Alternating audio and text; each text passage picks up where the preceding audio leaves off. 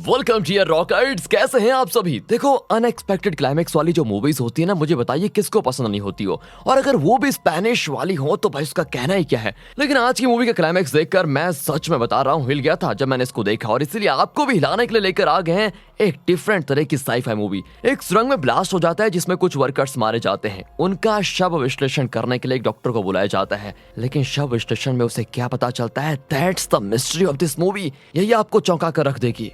तो इसको मिस मत कीजिए। चलते हैं 2022 में रिलीज हुई ये स्पेनिश साई-फाई थ्रिलर जिसका नाम है द ऑटोप्सी। बाकी अगर आप चैनल पर नए हैं तो सब्सक्राइब कर दीजिएगा। तो मूवी की शुरुआत एक सुरंग के अंदर होती है जहां पर कई वर्कर्स काम कर रहे होते हैं। एक लेवल पर काम खत्म होने के बाद वो लिफ्ट से निचले लेवल पर जाकर काम करते हैं। होता यह है कि अचानक एक वर्कर ऊपर से लिफ्ट पर कूद पड़ता है। उसके हाथ में बॉल जैसी एक चीज होती है। सभी उस पर चिल्लाने लग जाते हैं कि भाई ये क्या कर रहा है तू। एंड जब लिफ्ट नीचे जाकर रुकती है तो वो वर्कर नीचे कूदता है और उस बॉल को अंदर फेंक देता है। उस बॉल में लाइट जलती है और वहां पड़े पत्थर वगैरह उड़ने लग जाते हैं। अब सभी घबरा जाते हैं कि ये हो क्या रहा है। तभी वो बॉल ब्लास्ट होती है और कुछ वर्कर्स उस ब्लास्ट में मारे जाते हैं। एंड वो वर्कर जो उस बॉल को लेकर आया था वो भी मर जाता है। एंड उसके बाद उन वर्कर्स की याद में एक मेमोरियल बनाया जाता है। यही नहीं, उस टाउन में हाल ही में कई लोग मिसिंग भी हुए हैं और उनकी पोस्टर्स भी हर तरफ लगी होती है। असल में मरे हुए वर्कर्स का शव विश्लेषण करने के लिए एक डॉक्टर आया होता है। वो पुलिस स्टेशन की ओर चलने लग जाता है कि अचानक उसका पेट दुखने लग जाता है। फिर वो थोड़ी देर रुककर और दर्द को बर्दाश्त करके पुलिस स्टेशन आखिरकार पहुंच जाता है। तो ये देखिए, ये इस टाउन का शरीफ यानी पुलिस डिपार्टमेंट का इंचार्ज,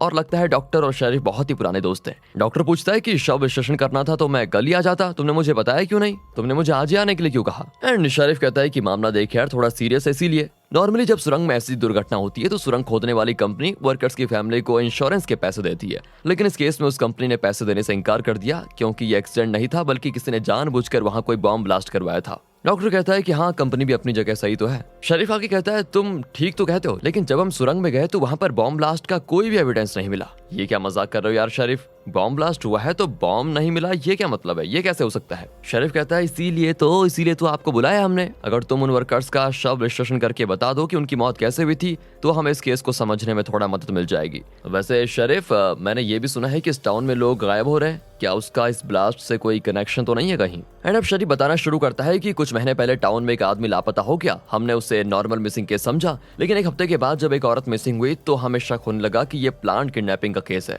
लेकिन उसके बाद एक एक करके कई लोग मिसिंग होने लग गए। तो पुलिस और आम लोगों ने मिलकर एक सर्च ऑपरेशन शुरू किया। हमने जंगलों में भी छान मारा। वहाँ एक पेड़ पर हमें एक बड़ा बैग मिला जिसमें से बदबू आ रही थी। उसमें एक लाश थी। हम एक्चुअली उसको आइडेंटिफाई तो नहीं कर पाए, लेकिन हमने उसकी फोटो क्लिक की थी ताकि बाद में पहचानने में आसानी हो जाए। लेकिन यार तुम बिलीव नहीं करोगे, उसके शरीर के अंदर एक भी बूंद खून नहीं था। अगर किसी ने उसको मार डाला होता तब भी उसके शरीर में खून तो जरा होता ना, सोचने वाली बात है, लेकिन था ही नहीं। एंड मुझे तो ऐसा लगा जैसे किसी ने उसके शरीर से खून का आखिरी बूंद तक चूस लिया हो। ये हो सकता है कोई एनिमल अटैक का केस हो सकता है मतलब। एंड फिर डॉक्टर पूछता है कि फिर उस लाश का तुम लोगों ने क्या किया। शरीफ बताता है कि सब उसका शव विश्लेषण करना चाहते थे, लेकिन मुझे लगा कि अगर वो कत्ल था और हमने लाश को वहां से हटाया तो कातिल सतर्क हो जाएगा और हम उसको पकड़ नहीं पाएंगे। इसलिए मैंने उस लाश को उसी बैग में रखवाया और उस पेड़ के ऊपर रखने को कह दिया। फिर मैंने टाउन के शिकारियों को दिन रात उस बैग पर नजर रखने के लिए जंगल में रहने को कहा। मुझे पता था कि अगर कातिल ने लाश को वहां रखा था तो वो वापस जरूर आएगा। एंड उन 2 शिकारियों का काम था कि वो उस पेड़ के पास छुपे रहे और अगर कातिल वहां पर आया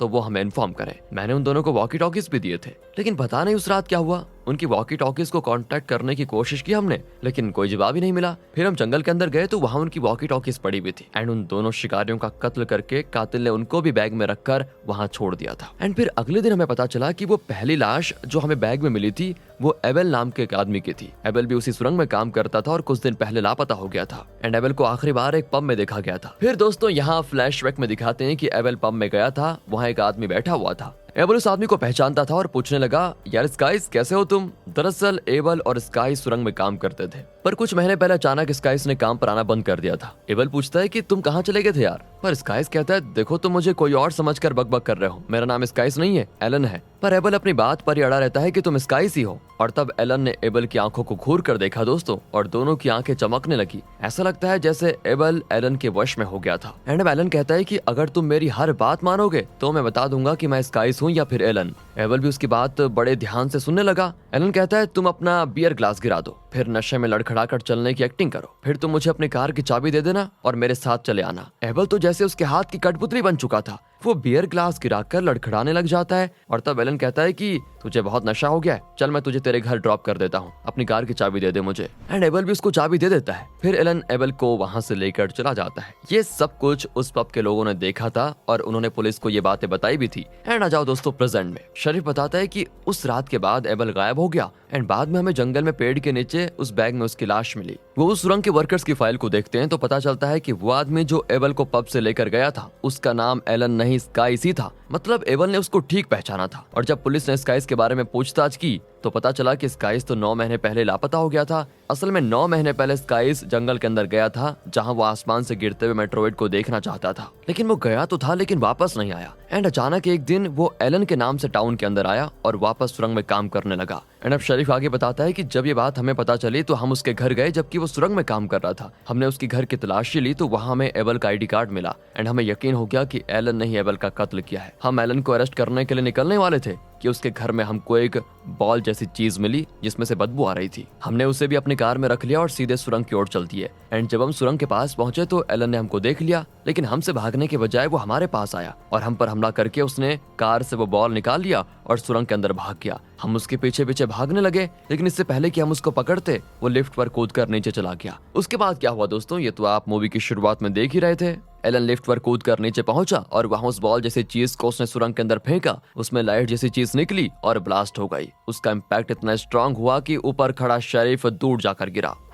तो प्रेजेंट में शरीफ बताता है कि ताज्जुब की बात तो यह है कि एलन को कैसे पता चला कि वो बॉल मेरी कार में थी। मुझे तो लगता है कि उस बॉल से ही वो ब्लास्ट हुआ है। हैरान करने वाली बात तो यह है कि उस घटना के बाद हमने उस सुरंग के अंदर जाकर चेक भी किया, पर वहां ना तो बॉल थी और ना ही उसके टुकड़े। इस ब्लास्ट में एलन को मिलाकर 10 वर्कर्स की जान गई है। तो डॉक्टर साहब, तुम्हें अब शव का विश्लेषण करना है, खासकर एलन के शव का, क्योंकि जब हम उसकी लाश के पास गए तो हमारे रोंगटे सच में खड़े हो गए थे और ऐसा लगा जैसे हमसे कोई बात कर रहा है। हम तो डर गए थे कि कहीं कोई भूत प्रेत तो नहीं है। डॉक्टर साहब, अब ये बताओ कि ये शव विश्लेषण कर पाओगे आप? तब डॉक्टर कहता है कि यार तुम डरो मत, मैं सब कुछ देख लूंगा। फिर शरीफ डॉक्टर को मुर्दा घर लेकर जाता है जहां लाशों को रखा गया है। रास्ते में शरीफ पूछता है कि तुम इतने परेशान क्यों लग रहे हो? वैसे डॉक्टर बताना तो नहीं चाहता, लेकिन शरीफ उसका पुराना दोस्त है तो वो खुल के कह देता है कि यार मुझे स्टमक कैंसर है और इस दुनिया में कुछ ही दिन का मेहमान हूँ बस मैं। ये जानकर शरीफ को थोड़ा दुख भी हो जाता है, लेकिन फिलहाल काम तो इम्पोर्टेंट है तो वो मुर्दा घर पहुंच जाते हैं। शरीफ बताता है कि यहाँ पर अक्सर पावर कट हो जाती है, लेकिन जनरेटर अपने आप चालू हो जाएगा, टेंशन मत लेना। फिर वो फ्रीजर रूम में जाकर हर लाश को देखते हैं,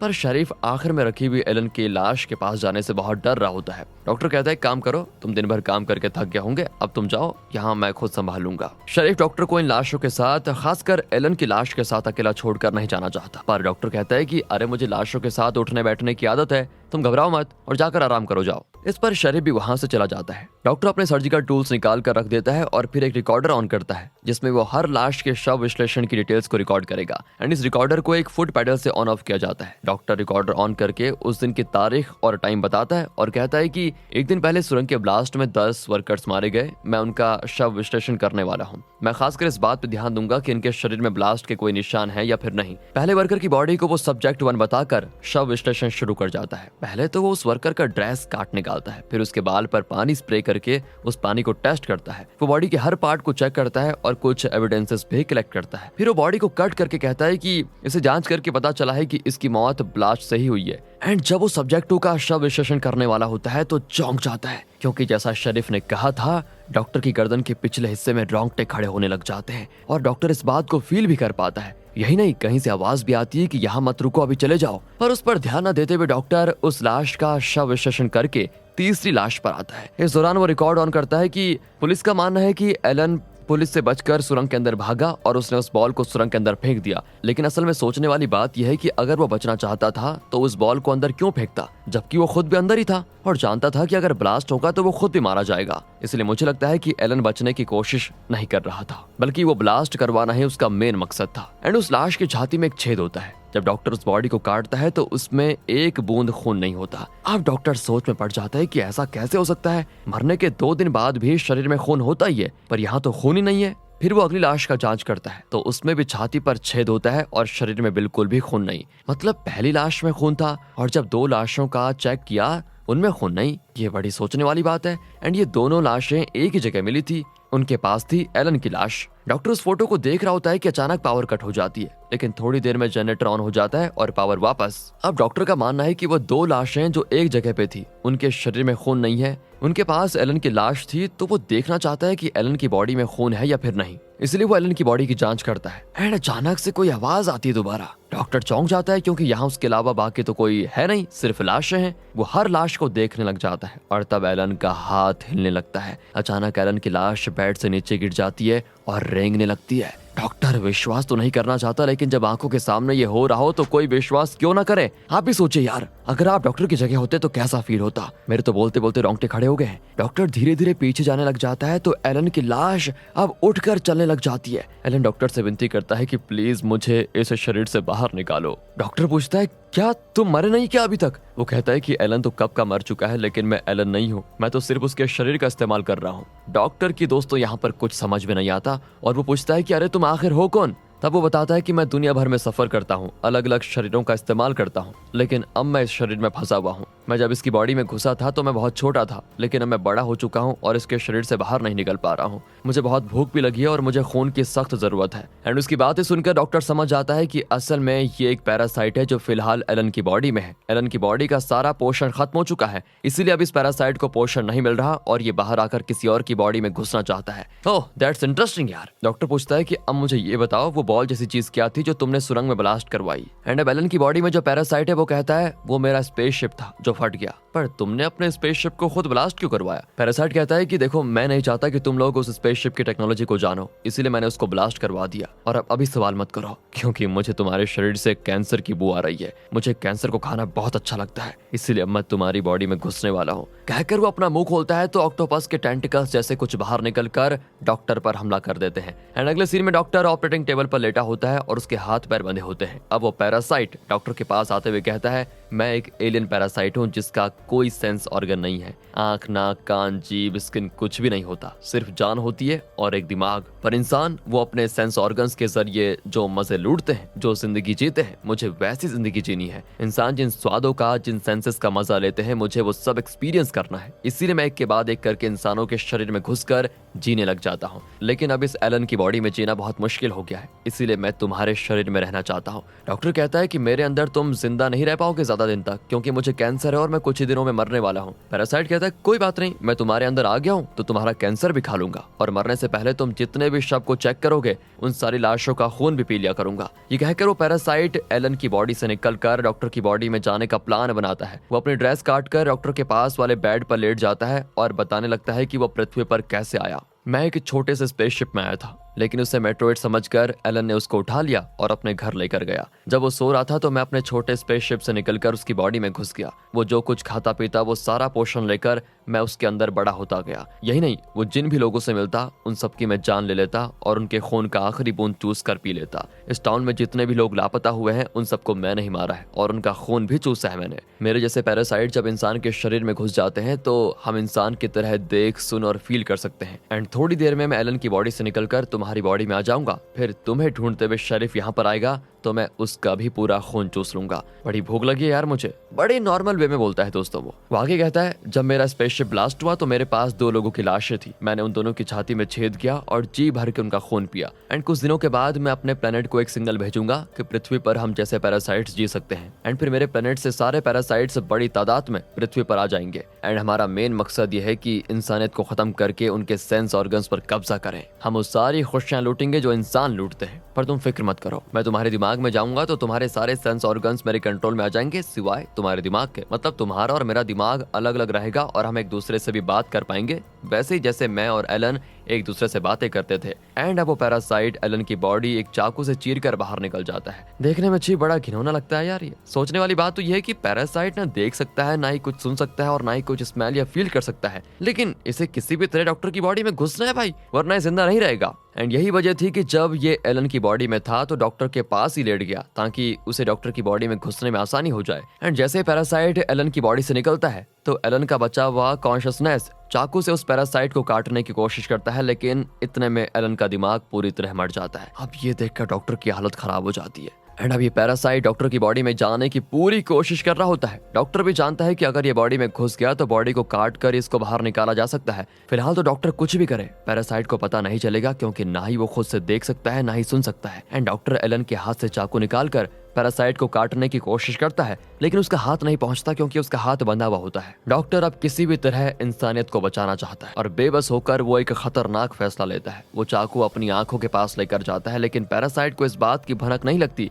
क्योंकि उसका एक ही मकसद है और वो है डॉक्टर की बॉडी में घुसना। और दोस्तों, वो घुसने में सफल भी हो जाता है और अब पैरासाइट डॉक्टर की बॉडी में है। डॉक्टर और पैरासाइट दोनों के दिमाग एक दूसरे से कम्युनिकेट करते हैं। पैरासाइट कहता है, देखा आखिर में आ ही गया तुम्हारी बॉडी में। डॉक्टर का दिमाग कहता है कि आ तो गए हो, लेकिन तुम जिस इंसानी सेंस के मजे लूटना चाहते थे ना, अब वो तुम सेंस नहीं कर पाओगे। अपने आसपास की चीजों को देखने की कोशिश करके देख लो। एंड अब पैरासाइट डॉक्टर की आंखों के जरिए आसपास देखने की कोशिश करता है, लेकिन उसे सिर्फ अंधेरा दिखता है। पैरासाइट की भी हालत खराब हो जाती है कि तुमने क्या कर दिया, मुझे कुछ दिखाई क्यों नहीं दे रहा। डॉक्टर कहता है कि अब तुम कभी नहीं देख पाओगे, ना ही सुन पाओगे, ना ही कोई स्वाद चख पाओगे, ना ही कुछ बोल पाओगे। और तब दिखाया जाता है कि जब पैरासाइट डॉक्टर की बॉडी के अंदर घुस रहा था तो डॉक्टर ने उस चाकू से अपनी आंखों को नष्ट कर लिया, अपने कान फाड़ दिए, अपनी जीभ काट ली। अब ये पैरासाइट जिंदा लाश की तरह डॉक्टर की बॉडी में रहेगा और कभी बाहर नहीं निकल पाएगा। डॉक्टर कहता है कि अगर तुम सोच रहे हो कि मेरा शरीर काट कर तुम बाहर निकल जाओगे तो गलत सोच रहे हो, क्योंकि मैंने चाकू कहीं फेंक दिया है और तुम उसे कभी नहीं ढूंढ पाओगे। पैरासाइट भी कहता है कि तुम तो मरने वाले हो, फिर तुम्हें दफना दिया जाएगा एंड जब तुम्हारा शरीर सड़ जाएगा तो मैं बाहर निकलूंगा और किसी दूसरे की बॉडी में चला जाऊंगा। इस पर डॉक्टर कहता है कि मुझे पता था तुम यही सोच रहे होंगे, इसलिए मैंने उसका भी एक प्लान बना के रखा हुआ है बेटा। अब ना तुम जिंदा रहोगे और ना ही दूसरे एलियन पैरासाइट्स को सिग्नल भेज पाओगे। ये कहकर दोस्तों डॉक्टर मर जाता है। उसके अंदर का पैरासाइट भी लाश की तरह पड़ा होता है। कुछ घंटों के बाद शरीफ आता है और डॉक्टर को मरा पड़ा देखकर बहुत दुख होता है उसको। पैरासाइट तो खुश होता है कि अब शरीफ डॉक्टर की बॉडी को दफनाएगा और फिर वो बाहर निकल पाएगा, लेकिन डॉक्टर ने अपने शरीर में खून से लिखा हुआ था कि टेप को सुनो फिर मुझे जला दो। अब शरीफ उस टेप को सुनता है जिसमें डॉक्टर और पैरासाइट के बीच की सारी बातें रिकॉर्ड हो रही थी, लेकिन यह बेचारा पैरासाइट को डॉक्टर के किसी भी प्लान के बारे में कुछ खबर नहीं थी, क्योंकि वो कुछ भी सुन नहीं सकता। एंड वो इसी उम्मीद से अंदर पड़ा हुआ है कि शरीफ डॉक्टर को दफनाएगा, लेकिन रिकॉर्डिंग को सुनकर शरीफ जान चुका है कि डॉक्टर की बॉडी में पैरासाइट है और उसे डॉक्टर की बॉडी को जला देना होगा। वो फिर डॉक्टर की बॉडी को लेकर जाता है और तुरंत जला देता है। इस तरह डॉक्टर की बॉडी के साथ वो एलियन पैरासाइट भी जलकर मर जाता है। एंड दोस्तों, इस तरह डॉक्टर की कुर्बानी ने दुनिया को एलियन पैरासाइट के कब्जे में से बचा लिया। इसी मैसेज के साथ ये मूवी यहाँ पर खत्म होती है। कैसी लगी आपको ये मूवी? वीडियो अच्छी लगी हो, एक्सप्लेनेशन अच्छा लगा हो तो लाइक कीजिए, चैनल को सब्सक्राइब। मिलते हैं अगली वीडियो में, ध्यान रखिएगा अपना। And finally thanks for watching.